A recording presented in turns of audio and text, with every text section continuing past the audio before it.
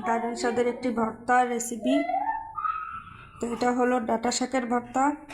এই ভর্তাটা আমি কিভাবে বানিয়েছি আপনারাও দেখে নিন। নমস্কার বন্ধুরা, আজকে একটি দারুণ স্বাদের ভর্তার রেসিপি নিয়ে আসলাম। আপনারা হয়তো আগে কখনো এই ভর্তাটা খাননি। তো এটা হলো ডাঁটা শাক, এই শাকের ভর্তা বানাবো। তো কীভাবে বানাই চলুন দেখা যাক। আর একটু তেল দিয়ে দেব, পেঁয়াজ, কাঁচামরিচ আর রসুন দিয়ে দেব। এবার শাকটা দিয়ে দেবো, কাটার কোনো দরকার নেই। ঢাকনা দিয়ে ঢেকে দেবো শাকটা সেদ্ধ হওয়ার জন্য। ঢাকনাটা উঠিয়ে নেব।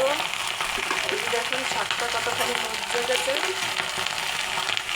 পেঁয়াজ, রসুন, মরিচগুলো ভাজা হয়ে গেছে। এখন একটু লবণ দিয়ে দেবো। লবণ দেখুন, লবণ দেওয়ার কারণে একটু জল বের হয়ে গেছে, তাতেই শাকটা সেদ্ধ হয়ে যাবে। তা আমি আর একটু ঢাকা দিয়ে দেবো। এই যে দেখুন কতটা জল বের হয়ে গেছে আর শাকটা সেদ্ধ হয়ে গেছে। এখন ভেজে নেব। এখন দিয়ে দেবো কালো জিরা।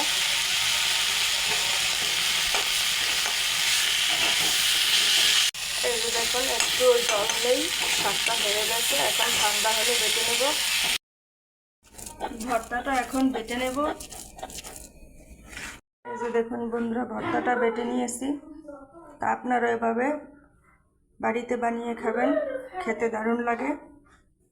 তো কেমন হলো অবশ্যই কমেন্ট করে জানাবেন, পারলে লাইক শেয়ার করে দিবেন। তো এই পর্যন্ত ভিডিওটি। নমস্কার।